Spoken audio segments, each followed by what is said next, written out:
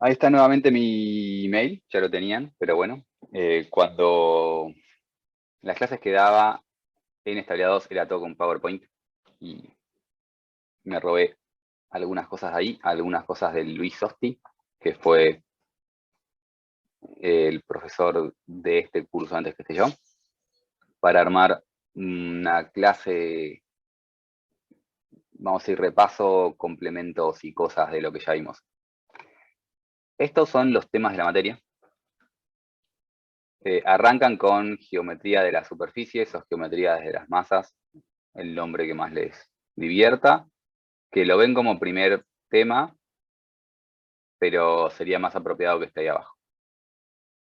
Lo ven al principio por temas de coordinación, no logramos que la teórica esté antes que la práctica, entonces tenían que arrancar algo con la práctica y arrancan con ese tema, pero lo más correcto es que esté ahí abajo. De forma de que ya vieron estática, línea estática, vieron primero fuerzas, concentradas y distribuidas. Esta separación es para decir que son dos clases, pero fuerzas. Y en realidad cuando ven fuerzas, no solo ven fuerzas concentradas y distribuidas, sino que también ven momentos y sistemas y cómo se equilibra y todo eso. Eso fue el principio de la materia, o debería ser el principio de la materia. Pasan de esto a unas estructuras. Al principio las fuerzas volaban en el aire, después pasan a estructuras y las estructuras tienen vínculos y los vínculos no son cosas que generan reacciones, los vínculos son cosas que impiden movimientos. Cuando las fuerzas están aplicadas sobre cuerpos, si no tiene vínculos, se mueve. Entonces tienen que agregarles vínculos para que no se mueva y quede de forma estática. Si no tiene vínculos, no es que no puede satisfacer el equilibrio. El problema es que ese equilibrio pasa a ser dinámico. Sí, para que sea estático, tiene que no tener aceleraciones y estar estáticamente equilibrado. Para eso requerimos vínculos. Y esto de acá abajo en realidad es un subtema de sistemas vinculados. O sea, cualquier sistema que esté vinculado, si tiene la suficiente cantidad de apoyos, puede estar estático. Si tiene más, será hiperestático, pero sigue siendo estático. Y dentro de esto vimos reticulados y sistemas de alma llena, lo vimos en el orden inverso. Sistemas de alma llena son vigas con alma, justamente. Cuando vimos este tema habíamos hecho el comentario de que si yo tengo una viga, una doblete,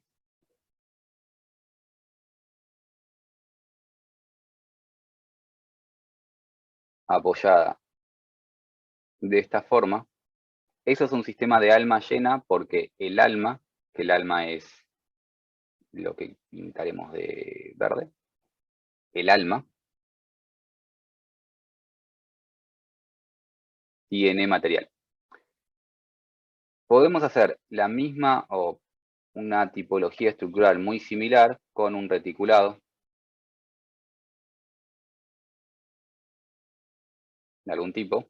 Y ahora el alma, que es esto, en realidad arriba dice esa línea, pero el alma es obviamente todo eso. Este alma, lo que vendría a ser el alma de la viga reticulada, no está llena en su totalidad, tiene vacíos y por eso el nombre de sistemas de alma llena. Estos sistemas de alma llena también muchas veces se habla de pórticos. Formalmente eso no es un pórtico. Un pórtico es algo más de este estilo. Y le vamos a poner articulaciones para que no sea hiperestático.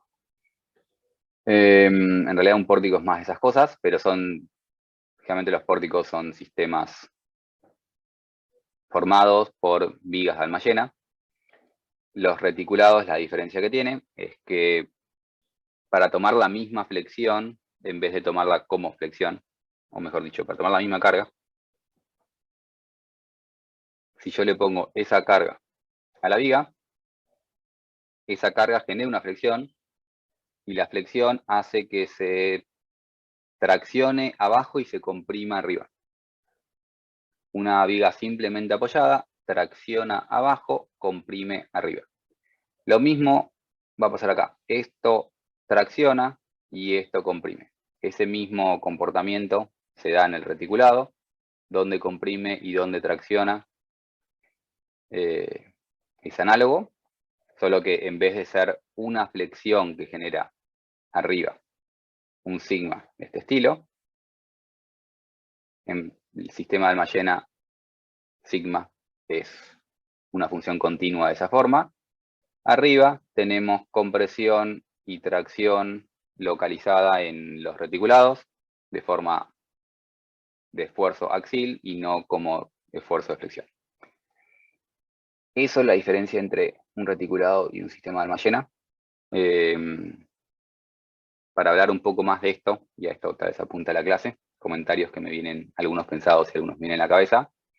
Los reticulados son muy usados porque justamente esto es mucho más eficiente que esto. Acá tenemos dos fuerzas localizadas, alejadas, la altura que tenga este reticulado. Y esta fuerza genera una tensión uniforme en la barra. Si se acuerdan, esfuerzo axil genera tensión uniforme en todo el área. Entonces, todo el área, todo el material este, lo puedo hacer trabajar a su máxima tensión porque todo el área va a estar trabajando con la misma tensión proporcional a este valor de acá. En cambio, cuando tengo este tipo de estructuras, con este tipo de tensiones, esta tensión puedo llegar a la que tenga la tensión máxima, pero todo el resto del perfil, toda esta parte de acá, tengo bastante área que no está trabajando con su tensión máxima, porque está limitada por la de arriba o la de abajo. Eso genera que esto sea menos eficiente que esto. Entonces, en realidad los reticulados son más eficientes en cuanto a costo material. El problema es que los reticulados terminan requiriendo de más alturas. Si quiero hacer una viga reticulada, tal vez me lleva 50 centímetros, lo que una viga IPN me entra en 20. En el reticulado requiero de más espacio. Es más eficiente, más barato, pero requiere más espacios. Por eso en las industrias, donde hay tal vez más espacio, van a haber reticulados por todos lados. Y en, no sé, cosas de vivienda o cosas más acotadas, van a haber más este tipo de estructuras porque hay menos espacio para meter vigas. ¿Qué más iba a decir? Entonces, los reticulados suelen ser más eficientes, pero suelen tal vez ocupar más espacios, son más difíciles de ocultar, algo chiquito es más fácil de ocultar, y ese tipo de cosas. Lo otro que podemos notar es que justamente para intentar salvar esta ligera deficiencia que podría llegar a tener las vigas de Almayena, es que los IPNs tienen esa forma particular. ¿Cuál es el? La forma de poner una ala grande y un alma finita, si se fijan espesores, siempre las alas, que es lo de arriba y lo de abajo, son más gruesas que las almas, que es lo del medio. La razón que tiene esta forma de mucha masa acá y mucha masa ahí, ¿no me funciona más esto? Ok. Mucha masa arriba y mucha masa abajo, es para que toda esta masa tenga su tensión máxima. Y la parte que no está aprovechando al máximo la capacidad material sea algo más o menos finito. Esa es la idea del IPN. Esto que estoy diciendo físicamente, cuando van a cuentas, lo calculan como el J. El J del perfil o el W del perfil es lo que quieren optimizar. La inercia le da, es lo que da la rigidez, módulo resistente, la inercia dividido la distancia que llamamos W, es lo que da qué tan resistente es. Entonces, los IPNs intentan optimizar inercias y módulos resistentes con esa forma que tiene.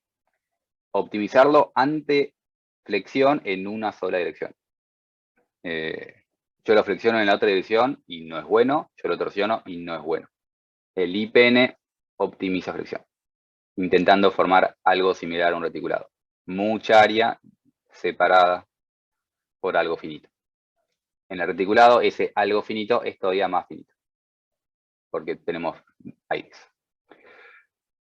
Pero no, eso es lo que habíamos visto en estática, y en estática tendríamos que haber más o menos aprendido a ver momentos y compresiones. No habíamos visto todavía sigmas, pero ya habíamos empezado a ver cómo se equilibraban las fuerzas. Porque la parte estática también es muy relevante, porque uno no es que solo tiene una estructura con una forma y dimensiona esa estructura.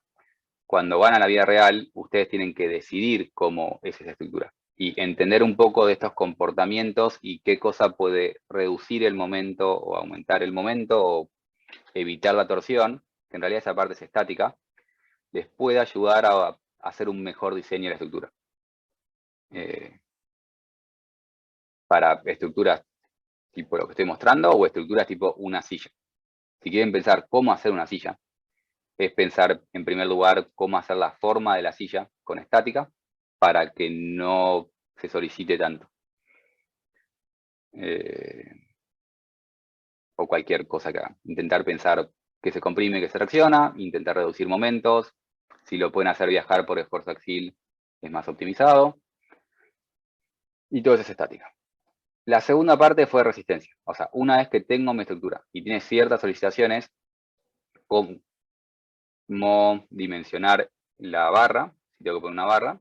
O sea, si yo tengo este IPN y ya decidí que es un IPN de esa forma en ese lugar, ¿qué IPN ponerle? O si el IPN ya existe, ¿qué tensión tiene? A ver si está bien o está holgada. La estructura existe, no se está cayendo, pero le quiero colgar una luz más. ¿Le puedo colgar el farol de luz o no le puedo colgar? Entonces, básicamente todo esto fue intentar esas cosas. Solicitación axial es extremadamente relevante en reticulados, porque lo único que tiene reticulados es axial, pero también relevante en otras estructuras no reticuladas, que también tienen axial. Pero cuando llegamos a flexión, flexión incluía axial, en realidad. Cuando hacíamos flexión simple, compuesta, oblicua, todas esas flexiones, la flexión más complicada incluye el esfuerzo axial, y vemos que justamente para calcular tensiones totales, tensiones normales totales, tenemos que calcular las tensiones por flexión alrededor de un eje, por flexión alrededor del otro eje, la tensión del esfuerzo axial, y sumar todo eso porque todo eso se suma.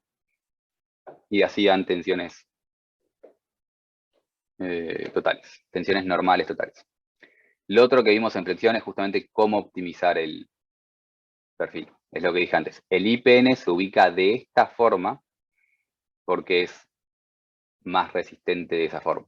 Y eso es optimizar la posición del W, del módulo resistente. Quieren que el mayor módulo resistente esté en la dirección del mayor momento. Eso es flexión. Flexión es bastante relevante. Creo que, entre comillas, todas las asociaciones son importantes, pero probablemente la más importante porque contiene la parte axial, y las estructuras, muchas estructuras se suelen dimensionar por flexión. La torsión es menos común porque muchas veces se intenta evitar. Es más difícil tomar torsión, entonces a veces se intenta evitar, muchas veces no se puede. Y se tiene que mencionar la torsión y listo. O sea, cuando digo que flexión es lo más común, torsión es algo raro. La torsión no es rara, pero la flexión es en las estructuras convencionales, la solicitación más dimensionante. Cuando miran su casa, todo está flexionado. La losa que tienen arriba no es una barra, obviamente, pero está, se dimensiona flexión, que se apoya sobre vigas. Estoy viendo, y ustedes no están viendo lo que estoy apuntando, pero se lo pueden imaginar. La losa, que es el piso, se flexiona, se apoya en las vigas, que las vigas se flexionan, se apoyan en las columnas, y medio que la mayoría viaja por flexión, tiene flexión. Y se dimensiona a flexión este tipo de estructura.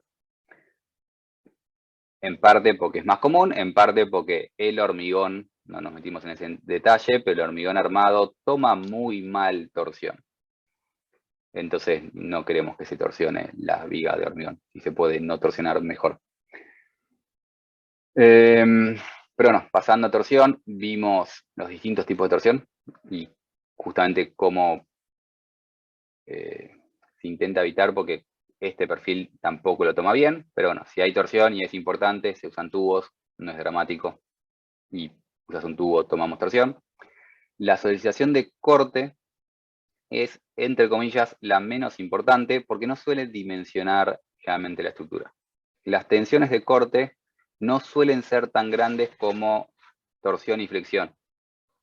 Cuando se hicieron ya ejercicios, vieron que calculan un tau, y el tau realmente es menor a estos taus, y no pueden hacer una comparación directa entre cuánto vale tau y cuánto vale sigma, pero sí en el orden de magnitud. Sigma es un número mucho más grande que los taus de corte también. La solicitación por corte no suele ser dimensionante. Las tensiones de corte no suelen ser dimensionantes. Cuando digo dimensionantes es que si hacen un perfil que se banque flexión, generalmente se va a bancar el esfuerzo de corte. No suele serlo, pero ciertos casos sí. Y creo que también lo he dicho en su momento. Ustedes, cuando van a la tabla de perfiles, tienen perfiles UPNs, que los perfiles UPN son así, pero estos espesores pueden ser 6 milímetros, 9 milímetros, son una cantidad de milímetros, pero número que puede ser 6, 9, 10, 12, depende de qué tamaño de qué UPN agarran. Tienen más chicos, tienen más grandes. Pero tienen después perfiles de chapa doblada, que son de esta forma, que se usan bastante porque son, entre comillas, baratos. Siempre que ven un perfil, si es barato o no es barato, depende del peso. O sea, si es, generalmente más o menos es el mismo acero, misma calidad de acero, entonces si es más barato es por peso. Al hacerlo más finito, logran con estos perfiles una inercia similar, entonces puede tener tal vez la misma resistencia que el UPN a flexión, pero al ser tanto más finito, tiene mucha menos resistencia a corte. Entonces, recién en estas cosas que tenemos perfiles que tal vez tienen 1 milímetro de espesor, puede tener 1 milímetro, es una cota media baja, puede tener 2 milímetros, 3 milímetros, pero son pequeños espesores. Esas cosas sí se tienen que verificar a corte y asegurarse de verificar a corte, porque te puede fallar por corte tranquilamente. El UPN, difícil que el tau sea dimensionante. Lo que sí se usa bastante, lo que vieron con corte y Juravsky, es para calcular uniones y bulones. Las estructuras metálicas es muy común. Las estructuras metálicas son perfiles que tienen que unir de cierta forma, o los unen con bulones o los unen con soldaduras. Hay cosas un poco más avanzadas de las que vieron ustedes respecto a cómo funciona una unión, pero la base es bastante similar y es más o menos la teoría de Juravsky. Entonces, esa parte de Juravsky sí aplica un montón a uniones, que es importante en estructuras metálicas o estructuras de maderas, pero no en hormigón. ¿Y decir algo más acá? Ah, bien. Ya que me metí en el tema de estos perfiles, que a la gente les encanta usar porque le ven el J a ese perfil y dicen, qué buen J, ¿para qué tan poco peso? Me va a salir barato. Tienen que asegurarse de verificar corte. Y lo otro que tienen que asegurarse es de verificar a cosas raras como pandeo. Nosotros vimos con relativo detalle, o un poco más detallado, pandeo en barras a compresión. Pero como comentario final de la clase pasada, les conté que también cualquier cosa que esté comprimida puede pandear. No tiene que ser compresión simple, o sea, no tiene que ser solo esfuerzo axial. Cuando a este perfil lo sometan a flexión, va a haber una parte que se comprima y una parte que se traccione. Y ese perfil sujeto a esa parte de ese perfil que está sujeta a compresión puede pandear. Y si es muy finito, esa parte del perfil es esbelta.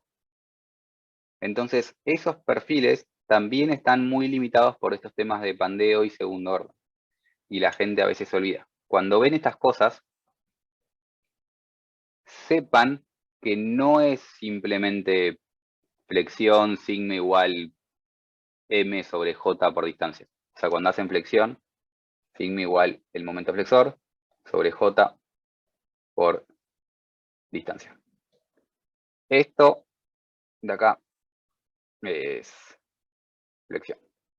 Cuando ven algo muy finito, sepan que no es simplemente eso, porque al ser esbelto y al como haber una parte comprimida, eso puede pandear. Y verificar eso es un tema que no vemos y de hecho se ve avanzado para la carrera de civil.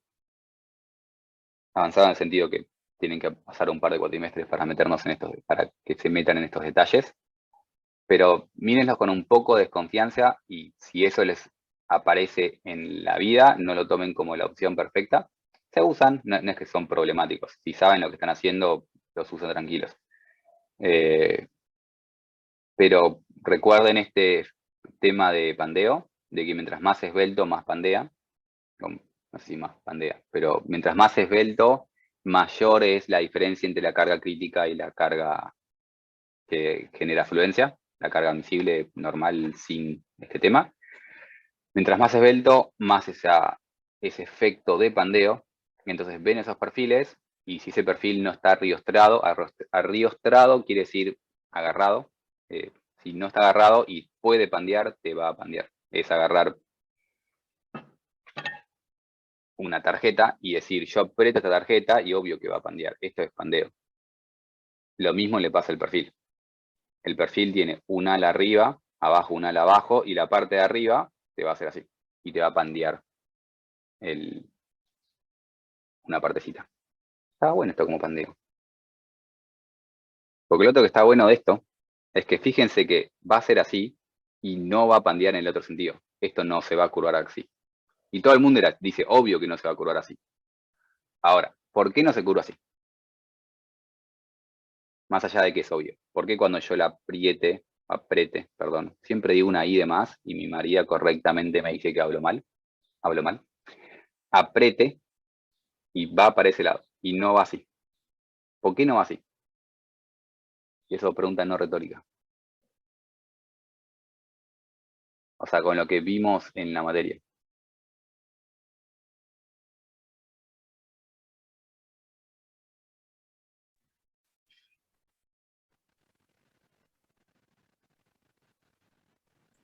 No te entendí tipo con el cómo no iría. Lo voy a...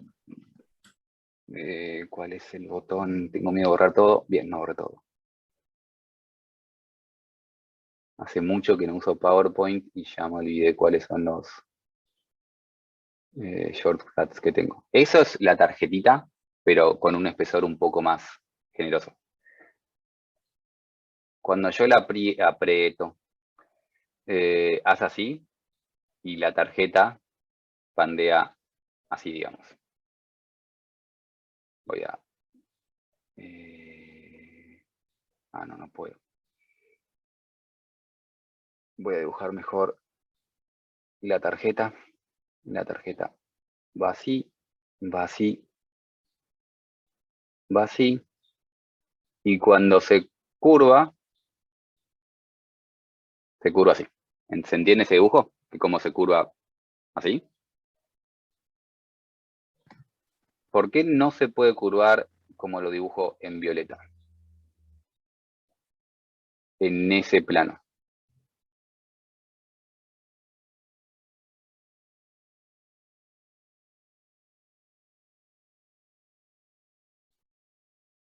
¿Se entiende cómo no puede curvarse? Lo que intenté dibujar en el otro plano. Si no se entiende es porque estoy dibujando mal y me dicen y dibujo de vuelta.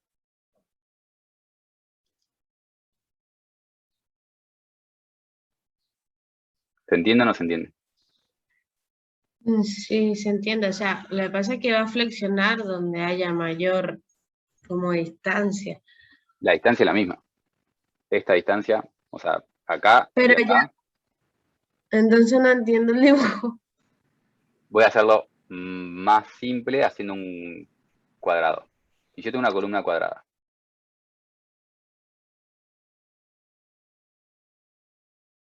Esta columna cuadrada, cuando la apriete,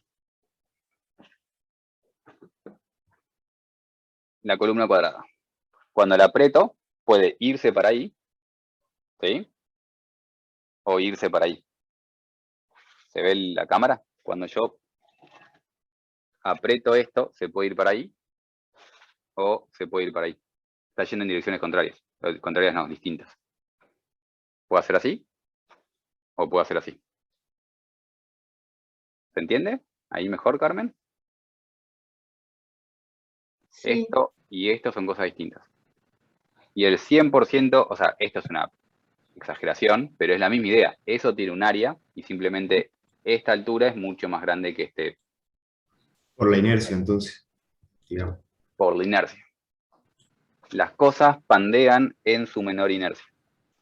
Y una tarjeta no es tan distinto que una viga, en realidad no es una viga, una tarjeta es una placa, pero la placa pandea también en su eje de menor inercia. La otra dirección es gigante, su inercia. Lo mismo con una columna. Si la columna es alargada,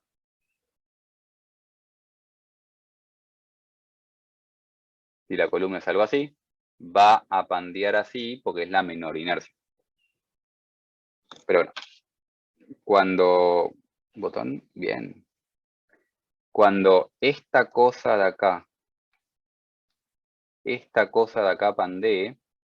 pandea similar a lo que pandea esto. O sea, si yo fuerzas, tengo una flexión y haga así, la parte de arriba que está comprimida, me puede pandear como me va a pandear esto. Sépanlo por si ven ese tipo de perfiles chiquititos.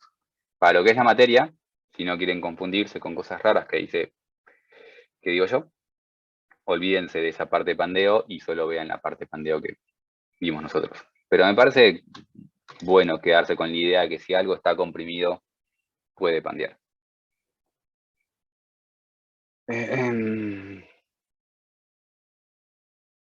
Cualquier cosa comprimida puede pandear. Una latita de coca, agarran la latita y la apretan y se abolla toda. Ese abollamiento que tiene la latita de coca es pandeo de latita de coca.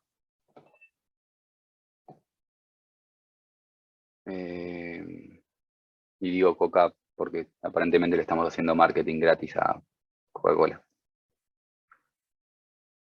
Si escucha esto Coca & Co y nos quiere financiar en la UBA, ningún problema. Bien, esos fueron los temas de la materia. El tema de segundo orden y pandeo es bastante común que entren los finales. En realidad, o sea, todo es común que entren los finales, pero segundo orden y pandeo es común que entren los finales. No entró en los parciales.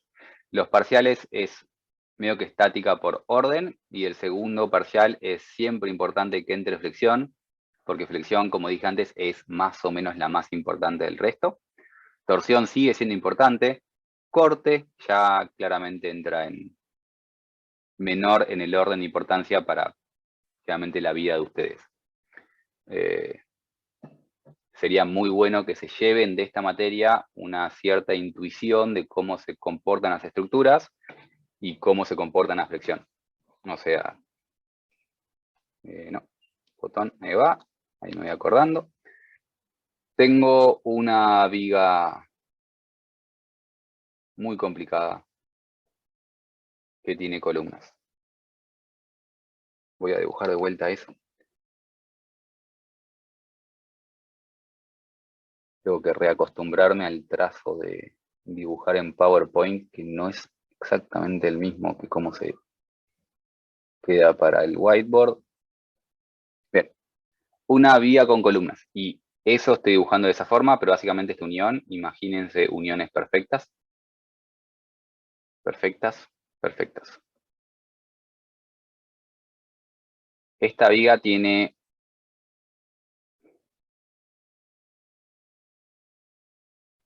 cargas de ese estilo. ¿Alguien tiene la intuición de cómo se va a deformar esa viga?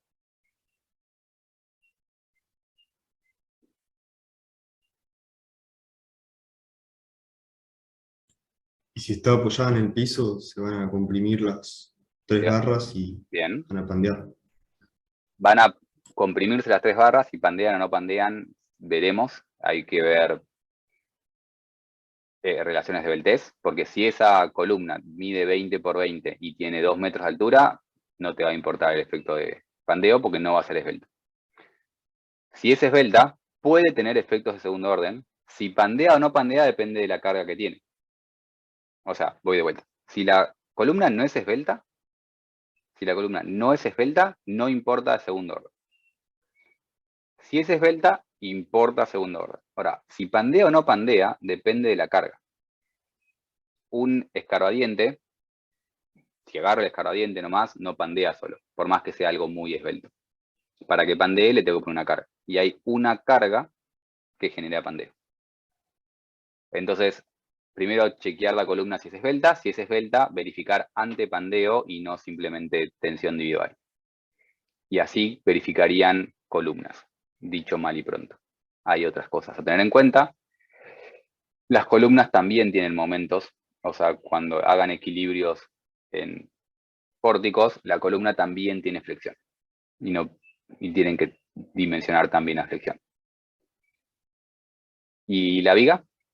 ¿Qué solicitación tiene esa viga? Si algo no se entiende, si hablo rápido, si hablo de cosas raras, me frenan, que es el propósito de esta clase. Idealmente que las cosas que diga me entiendan, así cuando terminan la carrera o no terminan la carrera, pero empiezan a trabajar en algo que tiene algo que ver con estructuras y un tipo loco empieza a hablar como estoy hablando ahora, puedan seguir la conversación. Así que si no me pueden seguir la conversación, me interrumpen y voy de vuelta porque, nuevamente, si no me siguen, es culpa mía por no estar explicándome bien. Vuelvo a la pregunta. ¿Qué le pasa a esa viga?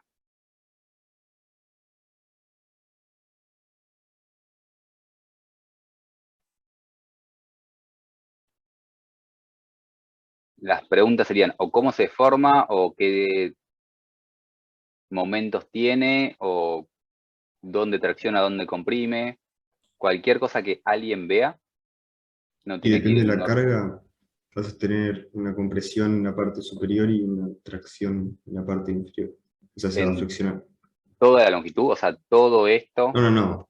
Cuando tenés la barra en el medio, en esa parte tendrías como una fuerza que apunta para arriba. claro, Y en las exacto, otras dos de los extremos también. claro. Las Como una reacciones normal. sobre la viga, voy a dibujar abajo de la viga. Sobre la viga es una línea así, y las reacciones como que me van a hacer algo así. Eso es lo que me estás diciendo, ¿no? Claro. Eso, las columnas básicamente son apoyos para la viga. Y las columnas generan unas reacciones para arriba. Entonces tengo un diagrama de cuerpo libre de ese estilo. ¿Y qué más me decías, Tobías? Y que ibas a tener una compresión en la parte superior entre las primeras dos apoyos. O sea, como que estas dos partes se iban a traccionar un poco así, puede Bien. ser. Si se deforma, se va a deformar algo así. Claro, ahí. Algo así es como se deforma. Y eso implica que el diagrama de momentos, lo voy a dibujar abajo de todo este mamarracho que estamos haciendo, que el diagrama de momentos sea algo que arranca en cero, se va al otro signo y queda algo así. Debería ser simétrico si la estructura es simétrica. 0, 0, y ahora voy con el láser. Esto se tracciona arriba y por eso el momento está arriba. Esto se tracciona abajo y por eso el momento está abajo. En los tramos, esto se llama el tramo de la viga tiene, este tramo de la viga, tiene tracción abajo. Y en este apoyo tengo tracción arriba. Es lo que vemos acá. Abajo tengo el diagrama de momentos, abajo para esta convención de signos, abajo tengo el diagrama de momentos, abajo tengo tracción, arriba tengo el diagrama de momentos, arriba tengo tracción. Este diagrama depende de mis signos, esto no. Lo que dibujé acá no depende de ninguna convención. Así se deforma, el tramo tracciona abajo, el apoyo tracciona arriba. Y eso va a ser relevante para las materias que sigan adelante. Cuando, no me acuerdo del nombre de la materia, pero es algo industrial. Una materia que requiere esta, que es correlativa. No me acuerdo el nombre en este momento. Pero cuando van a esas materias, intentar ver este tipo de estructuras es importante. Que puedan ver una viga y que sepan que ante cargas verticales, la viga tracciona abajo. Y en el apoyo se tracciona del lado de arriba. Materiales industriales, decía. Esa. Cuando van a esas materias, van a ver algunos de los temas que vimos nosotros. Y este tipo de cosas es algo que tienen que como que ganar tipo intuición. Como siempre digo, la intuición es algo que se trabaja y al principio no tienen por qué saberlo, no es algo que... Lo intuitivo no es algo que parece obvio, es algo que después de hacer ejercicios y tener suficiente práctica empieza a parecer obvio. Pero no, ver estructuras razonablemente simples e intentar entender qué le va a pasar es algo que debería salir un poco con esta materia y más cuando sigan pensando en estructuras, si es que piensan en estructuras. Pero no, una viga de este estilo, el tramo tracciona del lado abajo, porque la carga va para abajo, obviamente, no es regla general. Si ustedes tienen un balcón, y el balcón es una viga que se empotra en el edificio, y el balcón acá tiene una baranda, y acá lo llenan de macetas, porque son gente que les gustan las plantas, como en mi casa, lo llenan de macetas, le ponen tierra, la plantita, se dan cuenta que la tierra pesa un montón, 2,8 toneladas por metro, porque está llena de agua, es algo muy pesado, y esto básicamente es una carga que va para abajo. ¿Dónde tracciona y dónde comprime?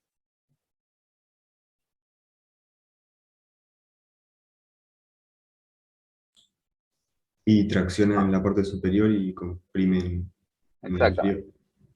Y fíjense que estamos hablando de flexión, más que nada, porque las vigas, las losas, todas esas cosas, la importante es flexión. En columnas, la más importante suele ser axil y tener en cuenta el factor de segundo orden, pero las columnas también tienen flexión.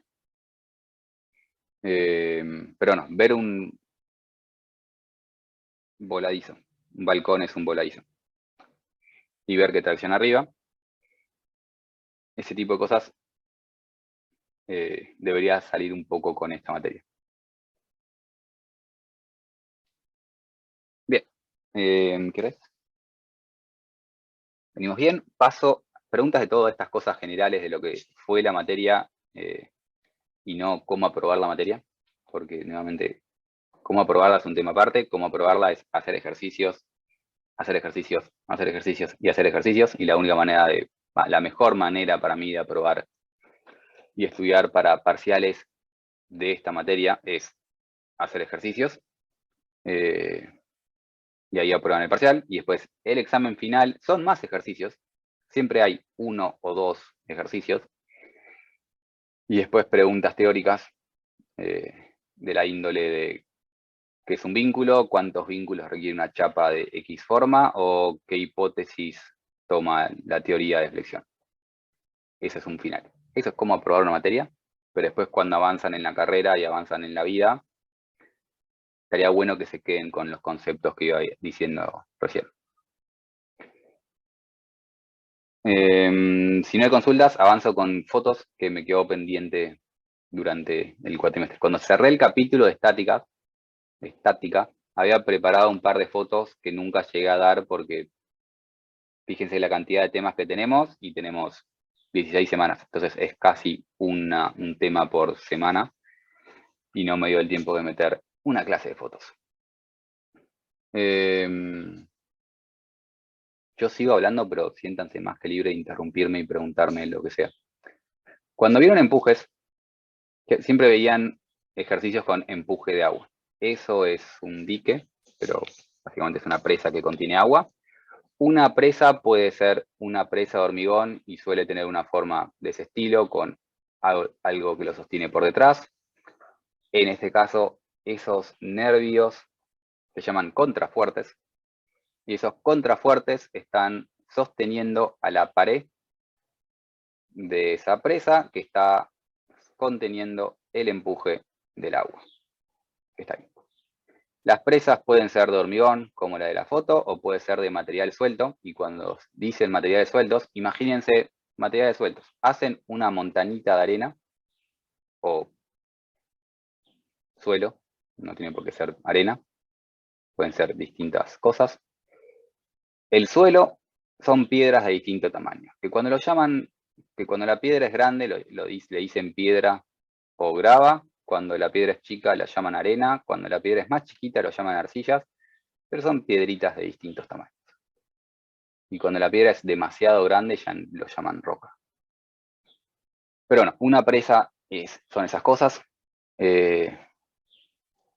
y funcionan muy distinto una del otro. Si ustedes están haciendo esto y es de hormigón, están conteniendo el empuje de agua y el agua no puede pasar, y como el agua no puede pasar, hace un empuje hidrostático. Cuando hacen una presa como la de abajo y no le ponen una pantalla del lado del agua, este agua simplemente pasa a través de la presa. Entonces, ambas están conteniendo, pero cómo trabajan es muy distinto. Porque abajo no estoy conteniendo, no estoy dejando quieto el agua y creando una carga sobre la presa por sostenerlo. Pero bueno, si le pongo una pantalla, empieza a pasar algo similar. El hormigón ya de por sí es bastante impermeable. Pantalla, empuje de agua, y así hicieron un par de ejercicios con empujes de agua, haciendo este tipo de esquemas, y tenían una esclusa, una compuerta, una cosa inclinada, etc. Aunque el agua tal vez es la forma o el caso más simple que tenemos y que más nos podemos imaginar, la Tierra funciona muy parecida. La diferencia entre el agua y la Tierra básicamente es que con el agua no puedo generar esta pendiente, obviamente.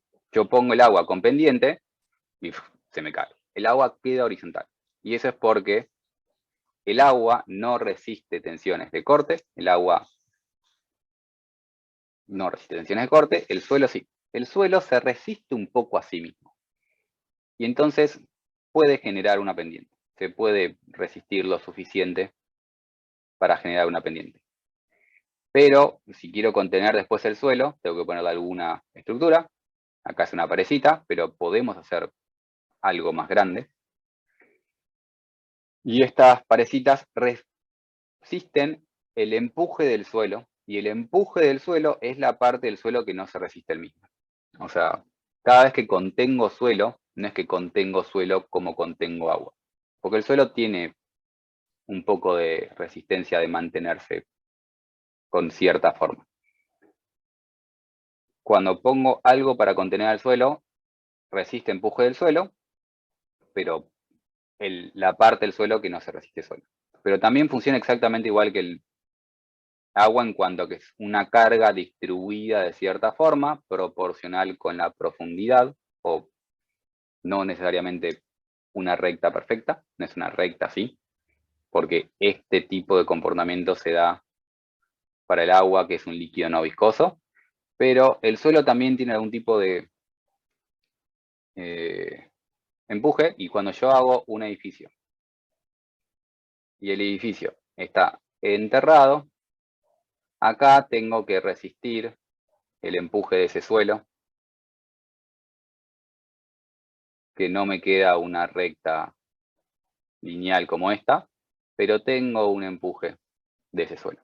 Entonces, el tema de empuje de suelos y esas cargas por unidad de superficie no es tema exclusivo de agua, es de cualquier material que no se resista a sí mismo y algo tiene que contener. Bien, acá tenemos una imagen chiquitita, pero obviamente eso puede ser mucho más grande. Puedo contener, hay paredes que funcionan de forma muy similar, tranquilamente, que pueden tener 20 metros de altura y resisten ese empuje de suelo. De la misma manera que esta presita de material suelto puede tener 30 metros o puede tener 130 metros, dependiendo de qué estamos conteniendo. Esto en cuanto a cargas. En cuanto a apoyos, lo que estamos viendo acá son apoyos de puentes, y un puente, la mayoría de los puentes carreteros, o sea, tenga 20 metros, o tenga 60 metros, o tenga 200 metros, suelen ser vigas simplemente apoyadas. La mayoría de los puentes son vigas simplemente apoyadas, que entre viga y viga tienen pilas, que son esto de acá. Esto es una viga, esto es otra viga. Si se fijan, ahí hay una línea, y esa línea es una junta, y la junta quiere decir hay un espacio. Esa junta separa una viga de la otra. Y cada viga funciona como una viga simplemente apoyada. O sea, el puente, por más que esto tenga, no sé, 30 metros de longitud, es una viga simplemente apoyada con 30 metros de longitud. Es decir, esto con una carga distribuida. Puede no ser distribuida, hay cargas puntuales, hay otras cosas, pero no estamos tan lejos de tener sencillamente una viga simplemente apoyada con una carga distribuida. También hay ciertos efectos espaciales, o sea, no es todo plano, hay que ver cómo funciona el espacio, pero no estamos tan lejos de tener una viga simplemente apoyada. Y en la viga simplemente apoyada, nosotros queremos que este apoyo sea móvil. Queremos que esa viga pueda cortar y aumentar su longitud. Por eso es que entre viga y viga ponemos una junta, un espacio, y ese espacio lo tenemos que llenar con algo, porque si no, cada vez que andamos en auto nos comemos un pozo, pero lo llenamos con algo que permita el movimiento, y el apoyo tiene que ser algo que permita el movimiento. Y por eso estos apoyos, si ven un puente de hormigón, la mayoría, para no decir siempre, van a tener ese tipo de apoyos, que acá tenemos un zoom, que son estos apoyos elastoméricos.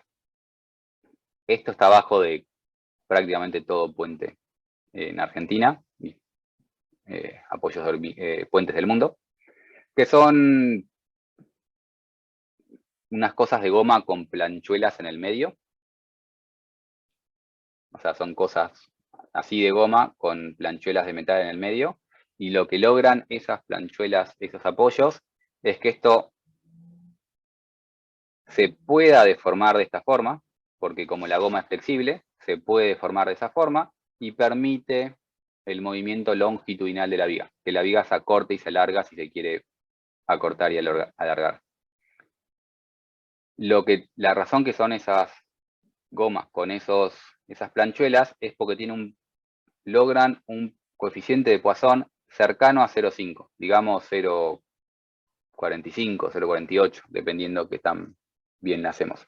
¿Y alguien se acuerda qué quería decir Poisson 0,5?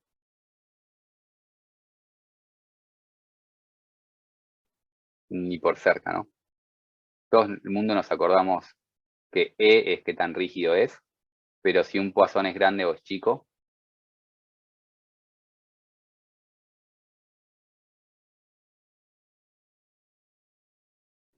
El Poisson 0,5 era un material incompresible, incompresible, un material que mantiene su volumen constante.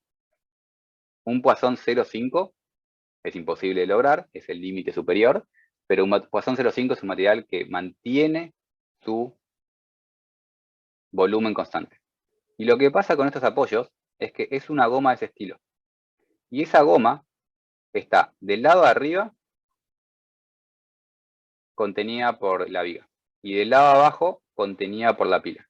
Eso genera que este punto y este punto, por fricción, muchas veces únicamente fricción, no se pueda cortar ni alargar. Y este punto no se pueda cortar y alargar. Y si no se puede acortar y alargar esos puntos, y tiene que mantener su volumen constante, genera que cuando yo lo quiera apretar, sea extremadamente rígido.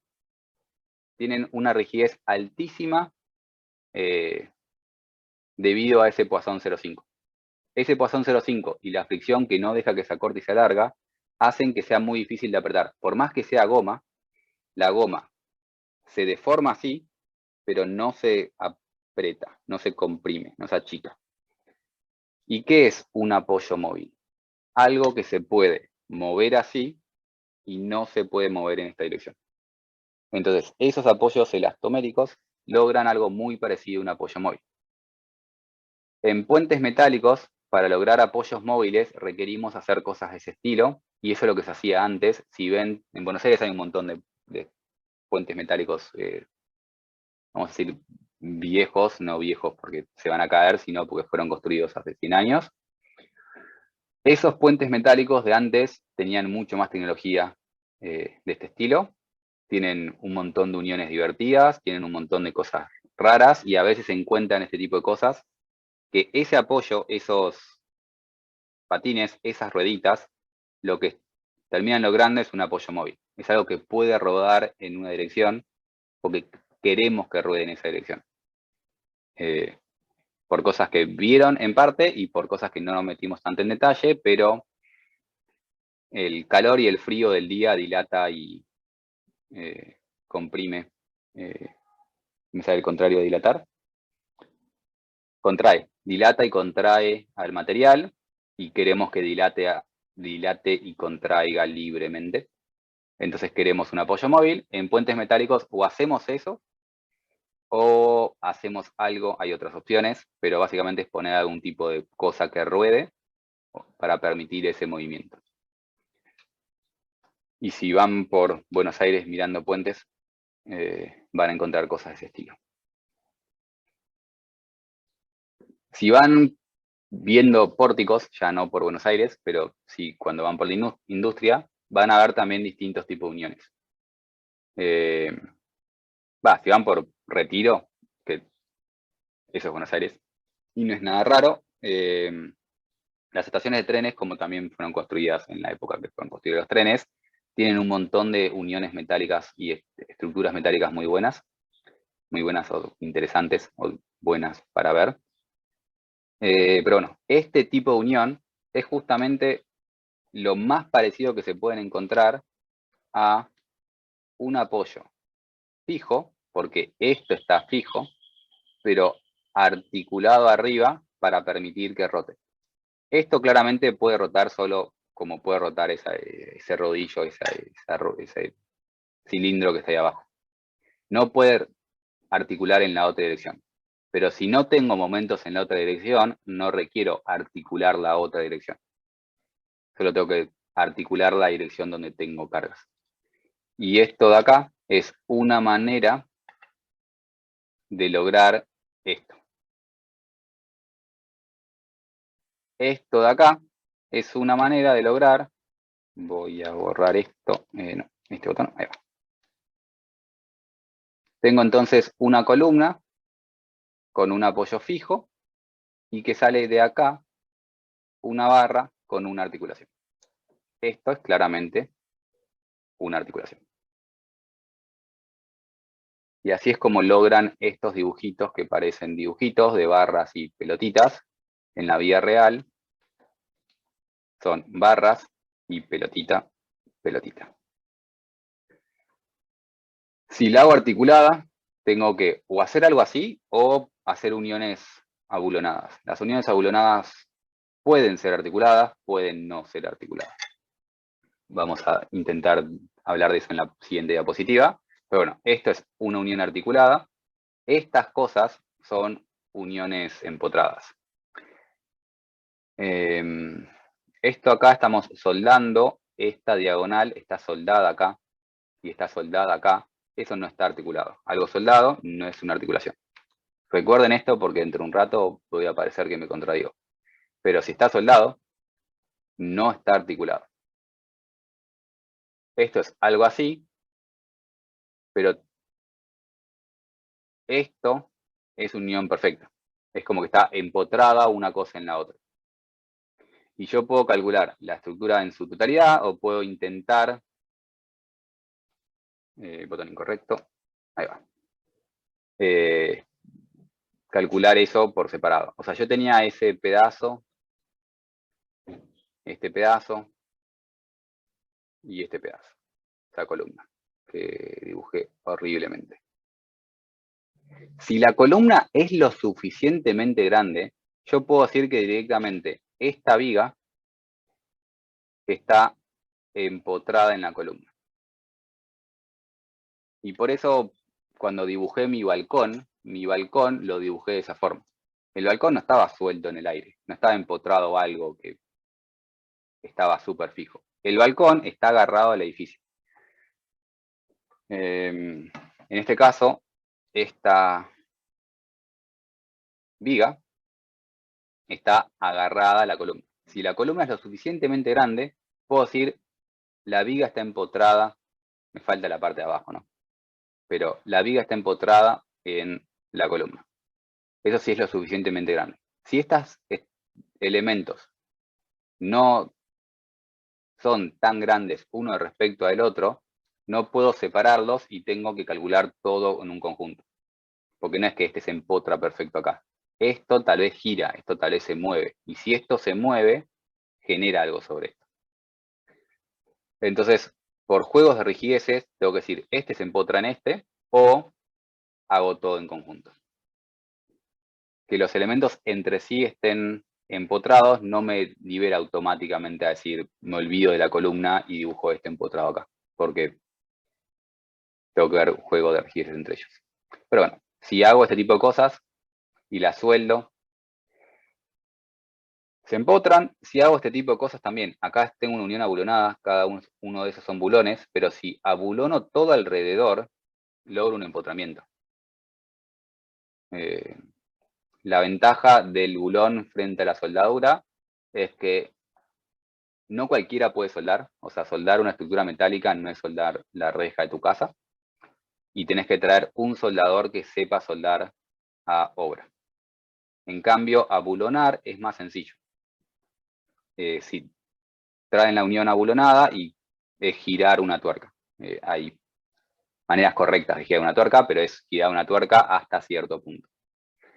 No es mucho más que eso. Entonces, este tipo de unión no requerimos un experto. Para hacer soldaduras requerimos gente que sepa soldar en serio. Conseguir buenos soldadores no es tan fácil. Y por eso muchas veces los soldadores trabajan en fábrica y llevan piezas lo más grandes posibles, armadas, para en obra abulonar y ir uniendo como mecanos. Bien, esto es una unión abulonada que funciona como articulada. Voy a ir ahora a estas uniones de acá abajo. Las columnas, nosotros cuando hacemos un pórtico, botón, ahí va. Y voy a cambiar mejor el color al rojo, creo que más, que es mejor. Hago este pórtico y yo decido si lo hago empotrado o lo hago articulado.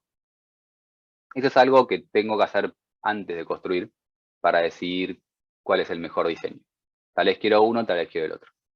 Y hace un rato vimos una unión media complicada que tenía un rodillo, una cosa que salía para arriba, para abajo, una serie de triángulos, y esto era eso. El tema es que hacer esto requiere mucho trabajo. Entonces, hay formas más simples de intentar hacer una unión articulada. Y si queremos lograr una unión articulada mediante bulones, lo que se suele hacer es decir, bueno, intento poner estos bulones lo más cerca posible entre ellos. Porque si yo hago una planchuela y los bulones los pongo todos acá, todos juntitos en el centro, eso va a trabajar más o menos como algo articulado. Va a poder girar. Porque si la unión, si lo imaginan, y justamente agarran la planchuela, voy con la tarjeta que es un poco más rígida, agarran la tarjeta y la agarran solo del medio, esto puede hacer así. Por más que tengan dos puntos, un poco puede hacer así. Entonces, mientras los bulones están más cerca del centro, va a trabajar algo más articulado, y en cambio, si ponen los bulones más separados, va a trabajar algo más empotrado. O sea, si agarro el bulón y lo pongo en los extremos, gira mucho menos que si pongo dos bulones en el centro. No existen las uniones empotradas perfectas o las uniones articuladas perfectas. Lo que dibujamos arriba y lo que vienen haciendo en la materia son modelos y aproximaciones para poder hacer cuentas. La realidad no es una articulación perfecta ni un empotramiento perfecto. Pero si queremos lograr algo más parecido a una articulación, juntamos los bulones. Si queremos algo más parecido a un empotramiento, separamos los bulones. Entonces, con uniones abulonadas, achicamos o agrandamos. O sea, acercamos los bulones y hacemos una placa chiquita. O sea, esto es lo que hice acá abajo, no es correcto. Si ponemos bulones así, lo mejor es tener una chapa lo más chica posible. Entonces, fíjense que acá el bulón está bastante cerca de la columna. En cambio, acá el bulón está más separado de la columna. Lo otro que hay es que para que la chapa que está abajo sea lo más rígida posible, le agregaron esta cosa. Esa cosa está para agregarle más rigidez a la chapa y que la chapa no se deforme e intente trabajar todavía más rígido para lograr la mayor rigidez, es decir, que no gire, es decir, que se empotre. Ninguna es perfecta, o sea, lo de la izquierda algo de momento te va a tomar y lo de la derecha algo va a girar. Es decir, no es una articulación perfecta, no es un empotramiento perfecto, pero intentamos lograr eso. Y en parte por esto,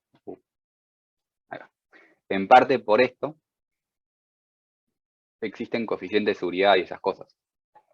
Porque del modelo que hacemos, de la cuenta que hacemos, a la realidad siempre tenemos una distancia. Y tenemos que prever que haya una distancia.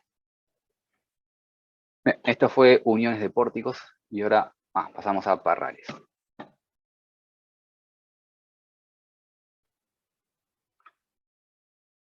Los parrales son esas estructuras que pueden ser de hormigón, pueden ser de estructuras metálicas, lo que les divierta, pero básicamente llevan caños arriba. Esto, hay mejores fotos de parrales, pero no encontré en su momento. Las estructuras que llevan caños son parrales. Los parrales son muy comunes en industrias de gas y petróleo, porque hay que llevar gas y petróleo. Entonces, hacemos estructuras solo para llevar caños de gas y petróleo. Entonces, son estructuras que resisten caños. Esos caños están llenos de gases o líquidos. Entonces, tienen el peso propio y tienen el peso de lo que tienen adentro. Y justamente cada uno de estos caños, lo había dicho en el momento que di la clase de cargas, cada uno de esos caños es una carga puntual. El tema es que son tantos caños y la estructura va a tener en el futuro más caños y van a moverse la posición de los caños, que se considera directamente como una carga distribuida. Si hay ciertos parrales que sí tienen cosas puntuales y tal vez tienen un cosito al costado para llevar un caño grandote particular, o generalmente no al costado sino arriba. Algo así para llevar acá un caño más pesado, y eso tal vez es una carga puntual. O algo de costado con bandejas para llevar cables, que tenemos que tener en cuenta el peso de la bandeja y los cables. Pero bueno, esas cosas, por más que el caño sea algo bastante similar a una carga puntual, porque el caño, ¿dónde se apoya? Se apoya en un lugar bastante pequeño. Como el caño se mueve y pueden haber otros lugares, puede haber más caños y lo que sea, se toman como cargas puntuales. En este caso, este parral es de hormigón, pero puede ser perfectamente una estructura reticulada o de un pórtico de alma llena metálico que lleve estos caños de un lugar para el otro.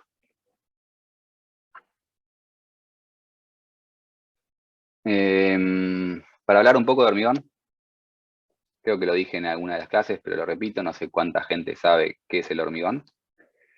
Pero si ustedes agarran agua y al agua le agregan cemento, o al cemento le agregan agua, esto logra algo que se llama pasta de cemento.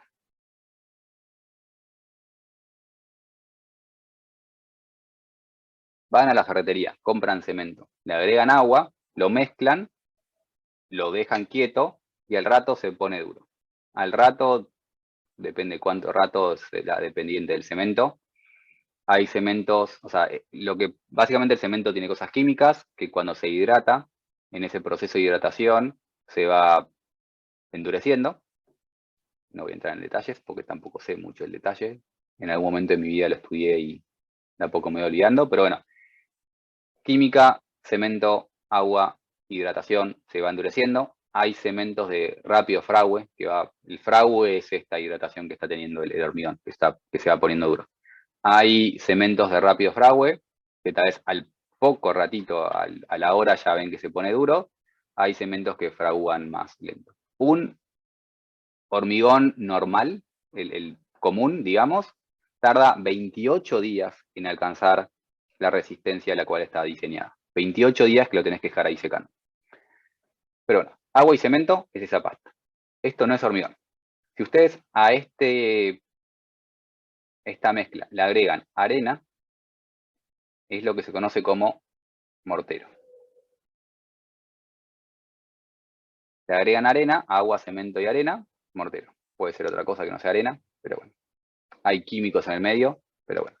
Y si le agregan la arena, se llama agregado fino. Y si le agregan piedra, que en realidad no se llama piedra, se llama agregado grueso. Si le agregan ahora la piedra, ahí recién se llama hormigón. Entonces, el hormigón son piedras grandes, que se llama agregado grueso, piedras chicas, que se llama agregado fino, cemento, que es el poxipol que pega todo esto, y el agua para que se hidrate. Lo mezclan, lo dejan endurecer y se forma lo que es hormigón. Nuevamente, dependiendo del hormigón que estén usando, en un día está duro y resistente o en un mes está duro y resistente. De a poco se va hidratando y ganando resistencia. Hormigón es eso, y si le agregan barras de acero en barras, esto es lo que es hormigón armado. Hormigón armado. Sí, el hormigón armado no es una hormiga muy grande con armadura. Es hormigón, piedra, arena, cemento, agua, que le agregan barras de acero. Le agregan barras de acero porque el hormigón es una roca artificial, lo cual lo hace similar a los suelos, y ese tipo de cosas, rocas, hormigones, resisten muy bien compresión, pero no resisten tan bien tracción. El acero está para agregar la resistencia de la tracción. Eso es el hormigón. Y el hormigón es una pasta que ponen en una caja y esperan a que se ponga dura. Y hay dos formas de hacer estructuras de hormigón. La más convencional, que es esta de acá, que básicamente hacen cajas de madera, que se llaman encofrados, llenan esas cajas de madera con barras. Acá tenemos barras y adentro de eso hay una barra. Voy a cambiar el color porque ese violeta no es un... Acá vemos barras. Y adentro de esta cosa hay una jaula de barras de este estilo. Y lo llenan todo de esa pasta y esperan a que se pone dura. Esto de acá van a ser vigas y esto de acá va a ser una losa. Y así se construyen la mayoría de las casas, viviendas, edificios, departamentos. Cajas de madera lo llenan de hormigón.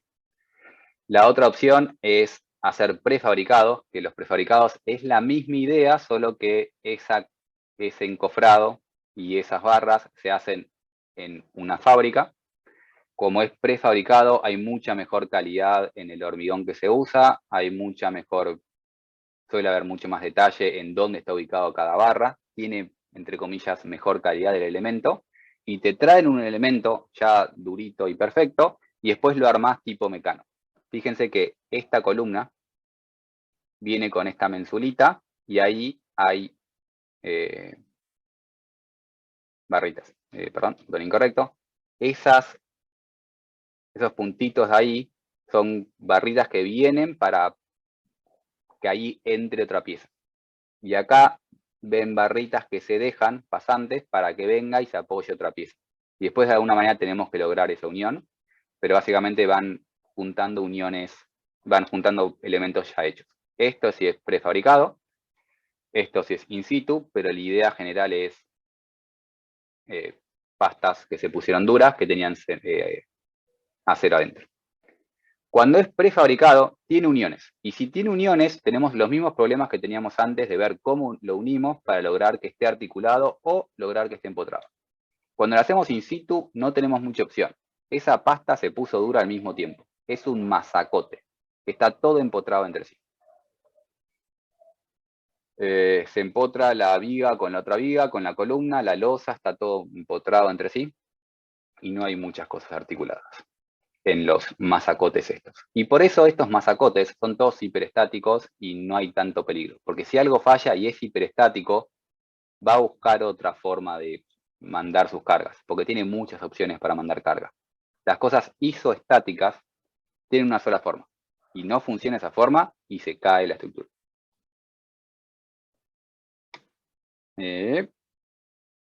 Para hablar más de uniones, pasamos un poco a reticulados.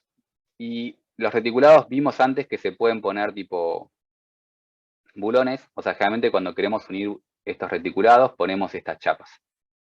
Y unimos el cordón superior con las diagonales y con los montantes. Y tenemos dos opciones, o lo soldamos todo, o ponemos bulones en esas chapas de alguna forma. En realidad, o sea, abulonamos el perfil a la chapa y vamos uniendo con bulones o con soldadura. En un reticulado,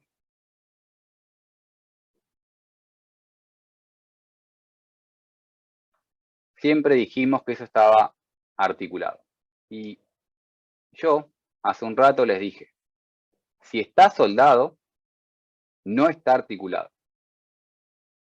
Y este reticulado de ahí, ese reticulado, claramente está soldado. Y si está soldado, no está articulado.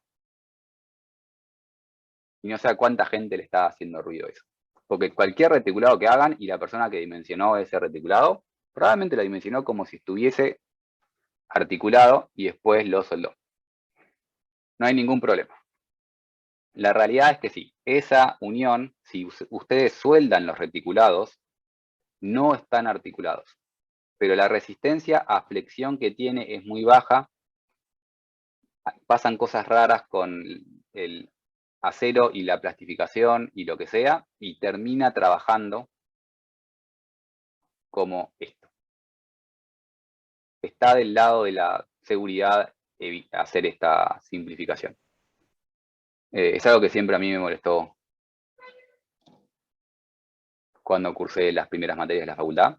Cursé estabilidad 1, te decían los reticulados están todos articulados entre sí, y después veías estructuras y las soldaban por todos lados.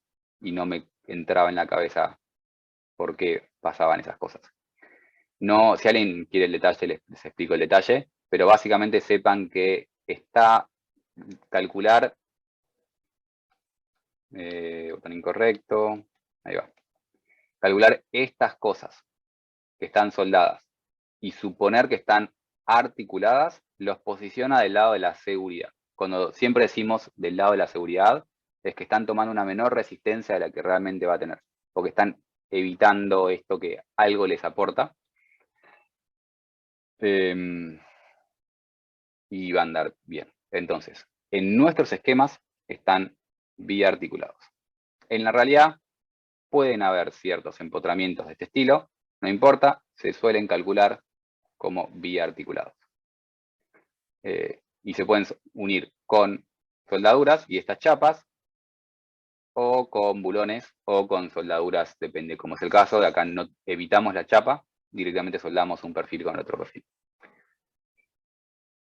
Muchas formas de unir reticulados. Como les dije en un momento, los reticulados es muy común en las cosas industriales porque suele optimizar el material con el mismo material, con la misma cantidad de acero, con la misma plata, hacemos algo más resistente, pero suelen ser esas estructuras como grandotas. Hago una viga que tiene una altura no menor, es como más, ocupa más espacio. Y si hacen una vivienda de este estilo, van a tener la estructura a la vista por todos lados, y la mayoría de la gente es rara y no quiere tener una viga visible y quieren pretender que la estructura se mantiene sola, y es muy difícil esconder todo esto. Entonces, eso en viviendas no es común. Hay ciertas viviendas que le dan un look industrial y empiezan a tener reticulados a la vista.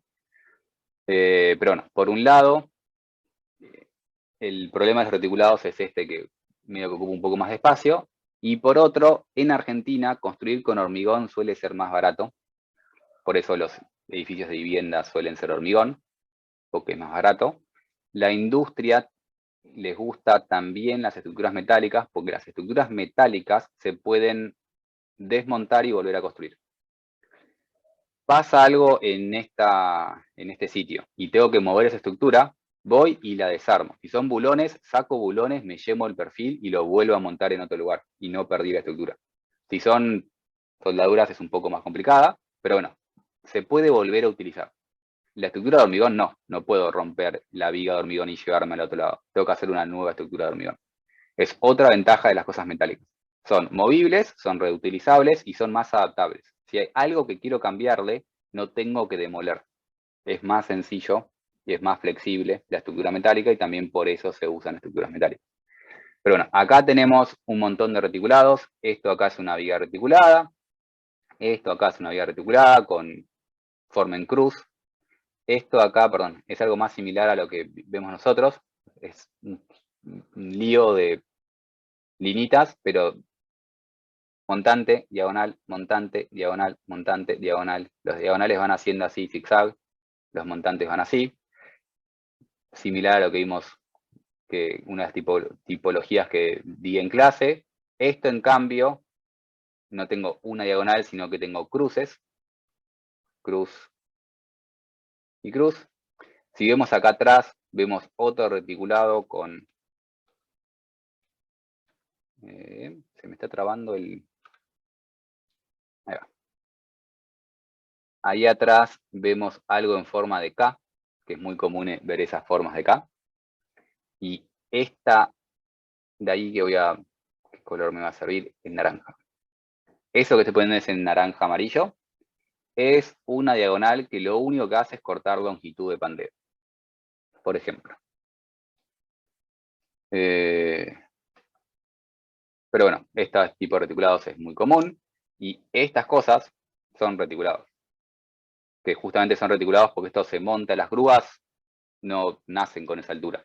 De abajo se van agregando y se van levantando, y se van construyendo a medida que avanza el edificio. A medida que sube la altura del edificio, pueden ir subiendo la altura de la grúa. La misma idea de los reticulados planos que estamos viendo se puede llevar a reticulados espaciales, que son estas cosas que llevan el nombre de estereoestructuras, pero son reticulados espaciales. Es la misma idea de hacer estructuras de barras articuladas y optimizan material. Y al optimizar material también queda como más liviano. El techo, como tiene mucho aire, parece arquitectónicamente liviano porque tiene mucho espacio libre en el medio. Ocupa, o sea, esta altura la podrían disminuir si hiciesen algo de alma llena, pero si lo dejan así, parece aireoso, parece liviano y optimizan un poco de material. Este es un zoom de este techo.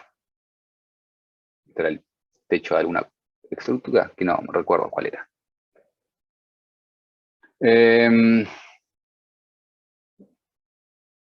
Si vamos a la represa, en este caso el Chocón, vemos este tipo de cosas que la vemos a distancia y decimos, bueno, más o menos parece un reticulado.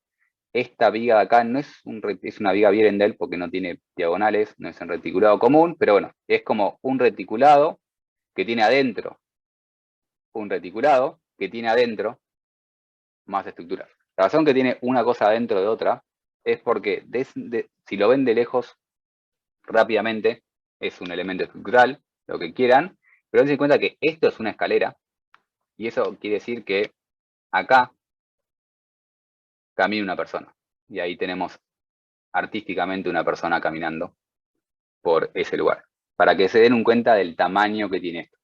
Como esta cosa es grandota, las diagonales que tiene esa cosa son otras vigas, no son un perfil ángulo de 2 pulgadas. Esa diagonal es una señora diagonal y tiene entonces una estructura por su cuenta. La idea es la misma, solo que al ir yendo a cosas cada vez más grandes, cada barrita, tal vez queríamos, cosas como globalmente, tal vez es algo así, pero cada una de esas barritas es una estructura por su cuenta. Es muy común a medida que vamos creciendo en tamaño. Tengo después fotos de túneles. Esto es un túnel, y como les dije cuando hablé de empujes, toda estructura que contiene tierra no es que contiene el peso del mundo, o sea, es razonable si lo pensamos. Cuando tengo este túnel acá adentro, ese agujero que yo generé no tiene que contener toda esa tierra que está ahí. La mayoría va por forma, porque la tierra se mantiene un poco sola. O sea, algo de resistencia tiene el mismo suelo. El túnel no resiste todo lo que está por arriba. El túnel, enterrados en suelos, algo por el mismo efecto de forma, el suelo se resiste solo, y la estructura, que es esta cáscara de hormigón, que está acá arriba, esa cáscara de hormigón tiene que resistir lo que el suelo no resiste solo. Entonces, tiene mucho de diseño geométrico para reducir la carga que tiene que resistir ese hormigón, y al hacer un buen diseño geométrico hacemos estructuras mucho más pequeñas que tengan que resistir menos carga. Y esta cáscara es esto de acá, que se puede hacer con hormigón in situ y llevas un encofrado y tenés que ir hormigonando. Se puede hacer con hormigón prefabricado y llevan elementos ya circulares que van colocando y uniendo de cierta forma, que se llaman dovelas, o puede ser hormigón proyectado, que el hormigón proyectado básicamente es hormigón in situ, pero que sale a mucha presión y por la presión se va pegando a la pared y queda pegado a la pared y no requieren este encofrado que le da forma. Pero bueno, eso es esto acá. Tecnología de túneles no vamos a hablar. Y fíjense que para la construcción del túnel hacen una estructura reticulada importante. Esto de acá es solo una estructura temporal, grandecita.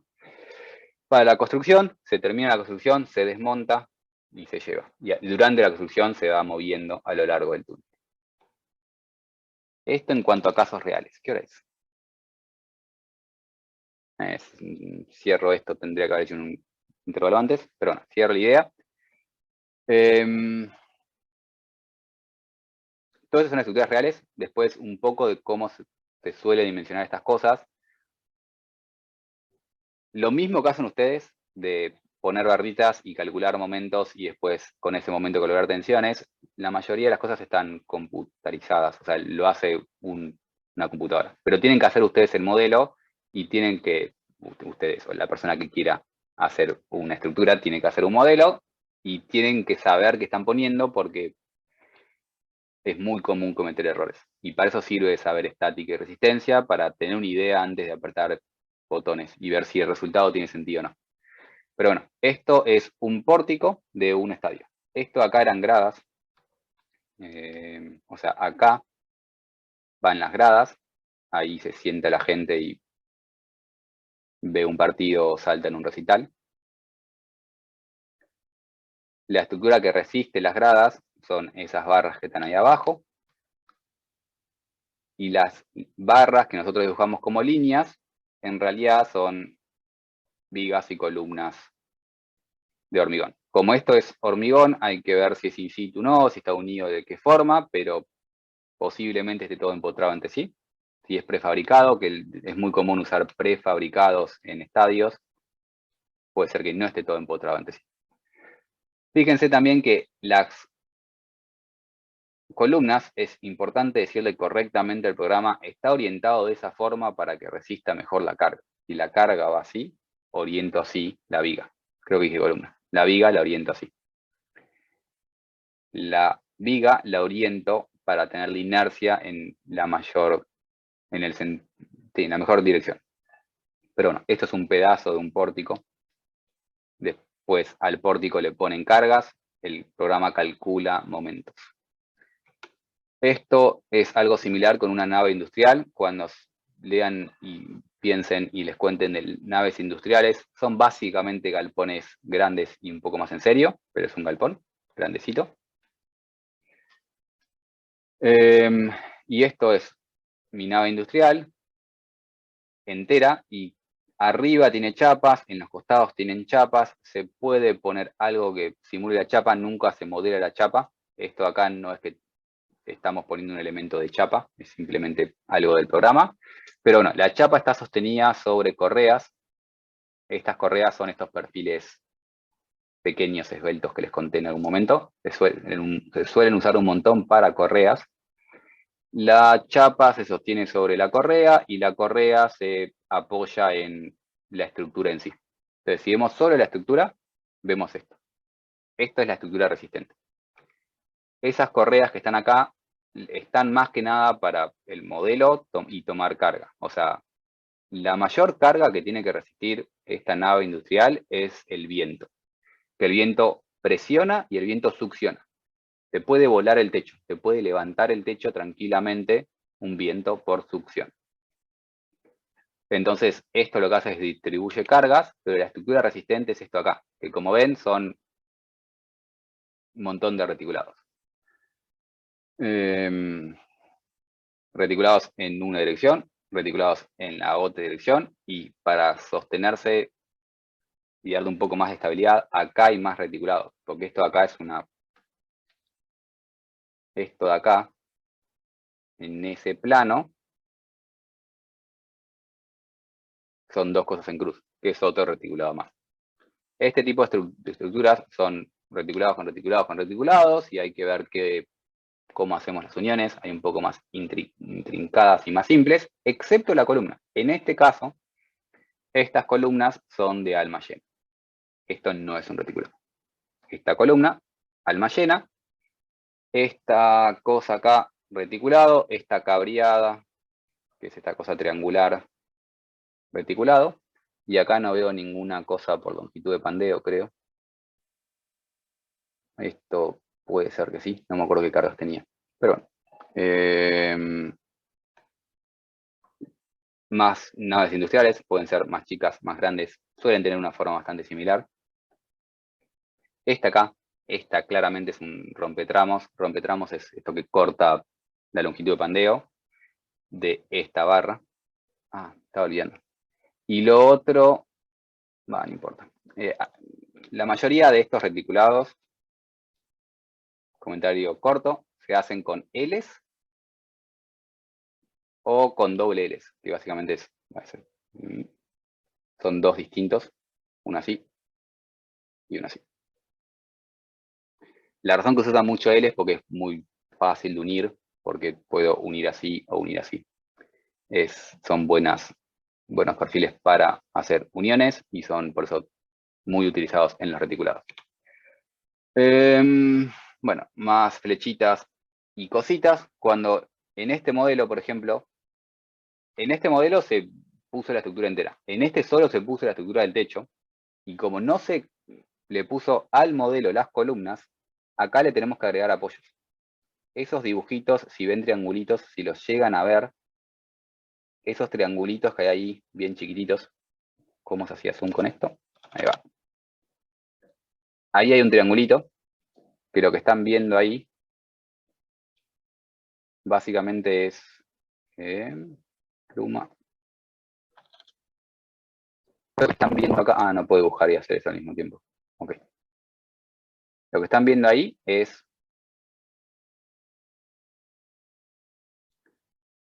un triangulito así. Y le están diciendo al programa, hay un apoyo móvil o hay un apoyo fijo. Lo que están viendo acá es un empotramiento. Y le están diciendo al programa, hay un empotramiento. Ustedes deciden dónde hay apoyos o no. Eso intenta representar la columna, que la columna no permite que vaya para abajo, pero sí permite que vaya de costado. Esto simula cuando se agarra a lo que va a ser la fundación, que sí eso empotraría en principio la estructura. Pero tienen que ir diciendo todas estas cosas al programa. Le ponen cargas, que en este caso las cargas son o cargas de peso propio, o cargas de cosas que les cuelgan, o cargas de viento que va para abajo y para arriba. Y el programa les da los diagramas de características de todas esas barras. 1500 barras. Que como es un reticulado, todo lo que es reticulado solo tiene fuerza axial. Y les da el esfuerzo axial de las 800 barras con su correspondiente signo y como en todo lugar del mundo, positivo tracción, negativo compresión. También les da los otros diagramas de característica, en este caso el de flexión, que la mayoría de las barras no tienen diagramas porque los reticulados no tienen flexión, pero acá había una viga de alma llena y esa viga de alma llena sí tiene flexión. Esto acá no es un reticulado y tiene flexión. Entonces los programas les dan, si cargan todo bien, los diagramas de normal, diagrama de momento, inclusive puede dimensionar el perfil y decirle cuál es el perfil IPN que verifica. La dificultad es, lo que hay que tener cuidado es armar esto bien y verificar resultados, porque siempre pusieron un nodo mal, una barra mal, y poder mirar una estructura y ver si tiene sentido o no. No para ustedes, sino para el resto del mundo. Lo mismo con un parral. Esto es una estructura de parral, como la que vieron antes. Todo por acá se van apoyando los caños, y los caños son representadas por cargas verticales. Hay un nivel de caños arriba, un nivel de caños abajo, una carga distribuida arriba, una carga distribuida abajo. No me acuerdo qué eran estas cargas puntuales. Esto de costado creo que era una bandeja eléctrica con cables. Y en este caso se modeló la fundación directamente. O sea, en vez de dejarlo con un apoyo, se modeló directamente la fundación con algo que intentó representar la base donde se estaba apoyando. No vemos nada de bases, pero ustedes saben que el edificio, las estructuras, cuando llegan al piso, necesitan algo para apoyarse en el suelo. No se pueden apoyar así, tipo clavar la columna en el suelo, porque el suelo no va a resistir la columna. Requiere una base que distribuya el esfuerzo en el suelo. Bien, y esta es la última foto que tenía de todo esto, o imagen que tenía de todo esto. Y esto fue básicamente la materia.